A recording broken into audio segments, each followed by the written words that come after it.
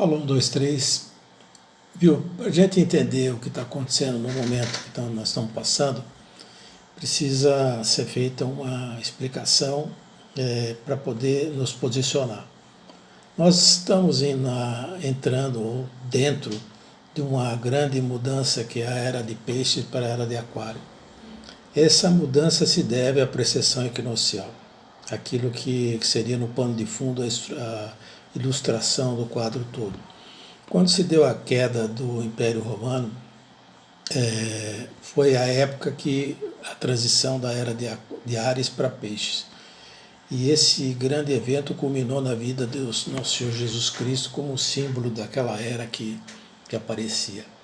Na era de Peixes nós tivemos grandes eventos característicos da era de Peixes, como por exemplo a descoberta da química, o estudo da mente, Jung, Freud, as grandes navegações, os trusts, as oligarquias, todo tipo de tráfico, qualquer ramificação a respeito.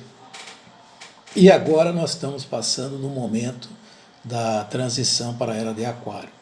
Não entramos na era de aquário ainda, estamos na zona de transição, onde as duas influências elas se misturam. Portanto, é como se fosse uma mixagem assim. E isso é turbulento, é uma transição turbulenta. O marco da era de peixes que a gente atribui foi a subida do primeiro balão, dia 19 de setembro de 1783. Mas não leve isso ao pé da letra, porque as eras são muito lentas, demoram cerca de 2.146 anos, entendeu? Então é uma coisa muito lenta. Dentro disso, a segunda grande mudança, a segunda grande transição é as eras planetárias. Como é que a gente define isso? Com a descoberta do planeta Netuno no século XIX, mais ou menos, ampliou muito os horizontes da era de peixe. Trouxe para a cena o regente Netuno, antigamente era o regente Júpiter, agora estão dois regentes, Netuno e Júpiter, que é o planeta da expansão.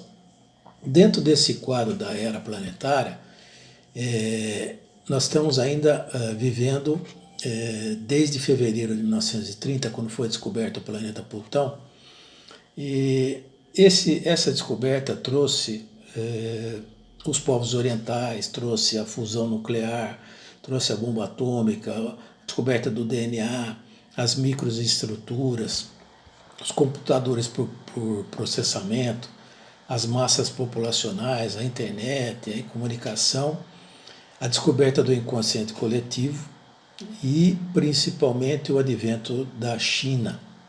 Vocês vão ver por que a China.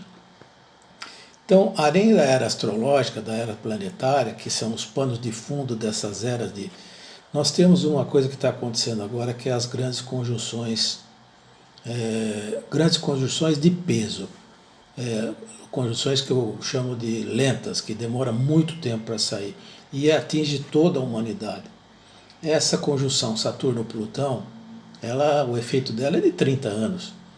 E agora ela aconteceu dia 12 de janeiro de 2020, no signo de Capricórnio, 14 graus do signo, 13 graus, 14 graus do signo de Capricórnio, e representa a queda das estruturas, dos ápices do governo, da estabilidade física, daquilo que vinha sendo do prédio em si, total.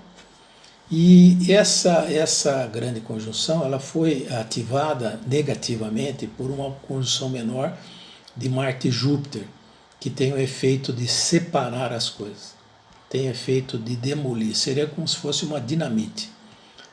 Marte e Júpiter tem efeito de Urano, ele explode. Bom, para vocês terem uma ideia, essa mesma configuração, Saturno-Plutão, e essa com o ativamento de Júpiter, Marte e Júpiter, desculpa, no passado, a gente, por estatística, achou a combinação igual quando teve a explosão em 1883 do vulcão Krakatoa, chamado Inferno de Java. Foi na região ali da Indonésia. Esse evento, ele trouxe para a humanidade quase 100 mil mortes, por tremores, por terremotos, por fogo, por tsunami. Antes disso, em 1881, teve uma epidemia de cólera. E essa explosão do Krakatoa, ela espalhou cinza para o mundo inteiro. Essa fuligem foi espalhada para o mundo inteiro. Isso afetou quase que coletivamente. Então você vê que tem uma relação, não são iguais, mas tem uma relação em termos de morte com a humanidade, temores e tal. Dia 4 de abril agora de 2020, nós tivemos uma conjunção Júpiter-Plutão que faz uma expansão da mente da coletividade. As pessoas ficam mais solidárias, existe uma conexão com a religião, aumento da fé, eleva a nossa consciência coletiva, e isso faz com que a gente precise ser menos competitivo, mais informal, ajudar mais um ao outro, principalmente aqueles que não têm recurso. É um grande momento para a humanidade. No Brasil, isso vai acontecer na Casa 12. Casa 12 é a casa das penitências, é o karma, o exílio, as doenças, os hospitais. Não é à toa que essa epidemia está gerando uma mudança de comportamento. Esse quadro vai começar a se estender um pouco mais agora em abril e em maio. Final de abril, começo de maio, haverá uma distensão. E, enfim, as coisas vão ser colocadas nos lugares.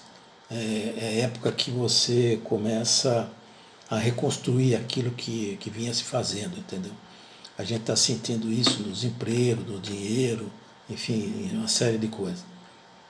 No final do ano, em dezembro, dia 21 de dezembro mais precisamente, vai ter uma grande conjunção de Júpiter-Saturno a 0 de Aquário, também na casa 12 do Brasil. Então isso gradualmente vai ser colocado em ordem as coisas que estão acontecendo agora. Tá? Isso entra para o ano de 2021. Enfim, em resumo, nós estamos em várias transições, não é só uma. Nós estamos com as transições de peixe para aquário, que é uma época turbulenta, de ilusão, para uma época de realidade, de construção e de realismo. Junto com isso, eras planetárias, o mundo coletivo de Plutão, da China, a transição de comportamento, uma busca do eu interior, desse mundo coletivo. O Oriente se torna Ocidente e o Ocidente se torna Oriente. É quase como se fosse uma fusão das duas coisas. E ainda agravando tudo isso, essas conjunções pesadas, Saturno e Plutão, ativada por Marte e Júpiter, que traz agora esses rompimentos traumáticos, essa reconstrução. No ingresso de 0 horas, que é o que funciona para você fazer o início do ponto zero, ponto vernal, que culmina com o domingo de Páscoa, o Renascimento, enfim, você vê que tem todos um sentido que vão se encaixando essas peças. Outra coisa que eu queria chamar a atenção também é a presença de Urano no signo de Touro, ele dura 7 anos nisso. Vai haver uma mudança radical nas estruturas de comércio, de dinheiro, de capital, de moeda, de negócio, de agricultura. Enfim, o signo de Touro é o signo do dinheiro.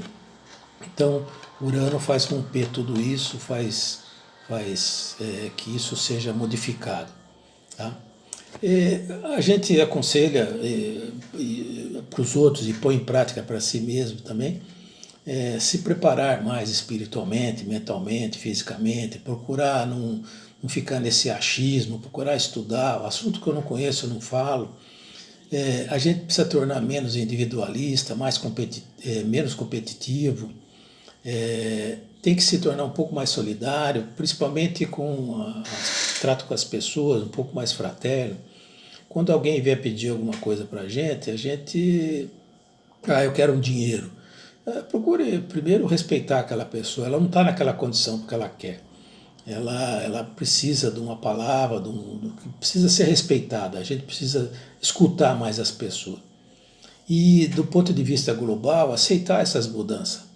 Como é que a gente aceita a mudança? Fazendo uma reforma íntima, a gente fazendo uma desconstrução de dentro para fora.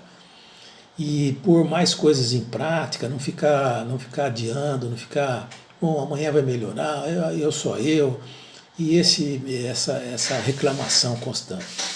Então, exige os tempos agora mais ação, menos achismo.